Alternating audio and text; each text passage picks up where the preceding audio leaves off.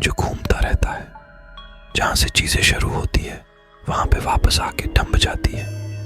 बिल्कुल उसी राह पर, उसी मोड़ पर हमें फिर छोड़ देती है, क्योंकि जिंदगी का हर पल हमारे कर्म और नियति से जुड़ा हुआ होता है।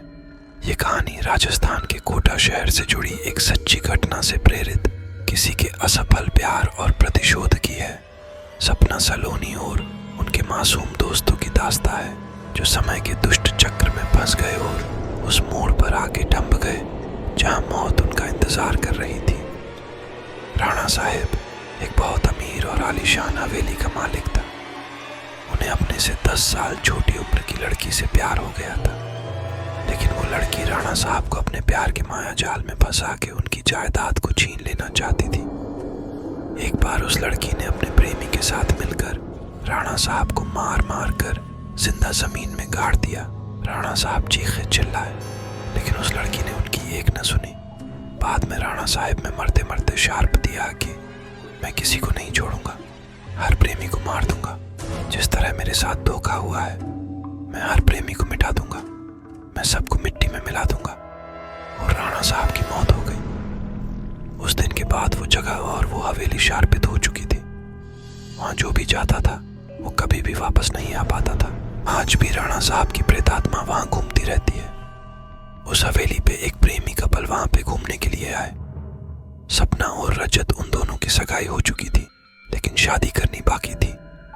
सपना अपने घर में किसी को कुछ बताए बिना रजत के साथ आई थी। सपना और रजत मजाक मस्ती में उस जगह पहुंच गए जहां पे राणा साहब को जिंदा दफन कर दिया था।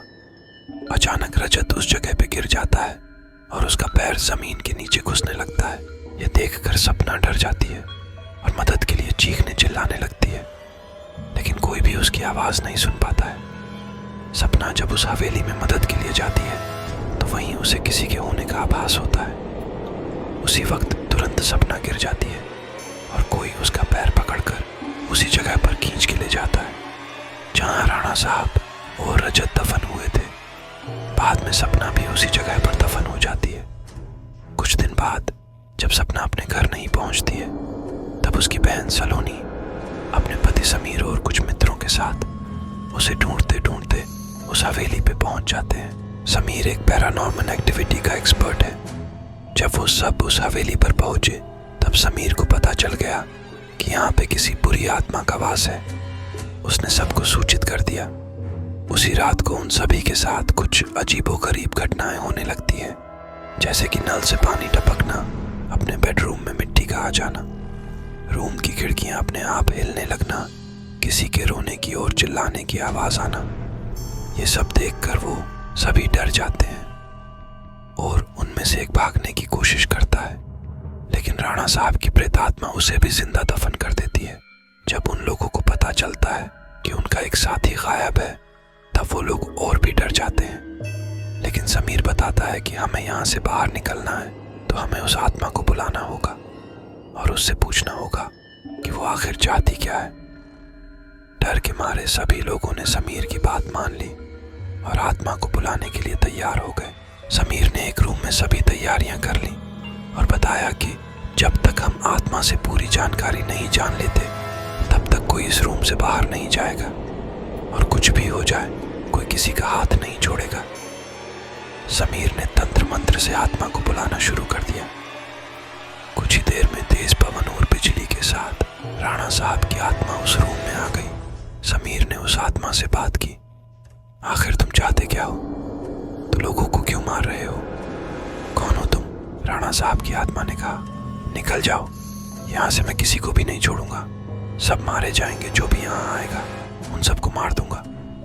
इतना कहकर वो आत्मा चली गई। उसके बाद समीर ने सपना की आत्मा को बुलाया और पूछा आखिर उसके साथ हुआ क्या था। सपना की आत्मा ने उन सभी को सारी हकीकत बताई और बोली, मुझे राणा साहब ने जमीन के नीचे दफन कर दिया है, प्लीज मुझे यहाँ से निकालो। सलोनी ने अपनी बहन सपना से पूछा, राणा साहब की आत्मा को कैसे मारा जाए?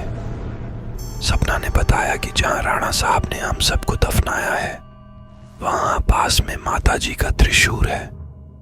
उस त्रिशूल से राणा साहब की आत्मा को मारा जा सकता है और इस महल को उनकी चंगुल से बचाया जा सकता है। इतना कहकर सपना की आत्मा वहां से चली गई। समीर, सलोनी और बाकी दोस्त लोग तुरंत उस जगह पे गए जहां राणा साहब को दफनाया गया था। राणा साहब की आत्मा ने उन सभी को त्रिशूर के पास जाने से रोका, लेकिन सलोनी किसी भी तरह उस त्रिशूर के पास पहुंच गई और उसी त्रिशूर से राणा साहब पे वार किया। कुछ ही देर में राणा साहब और उनके साथ वो सभी आत्माओं को मुक्ति मिल गई जिसे राणा साहब ने दफनाया था। दोस्तों, आपको ये स्टोरी कैसी लगी हमें कमेंट बॉक्स में जरूर बताना। ऐसी है और स्टोरी के लिए चैनल को सब्सक्राइब कर लेना।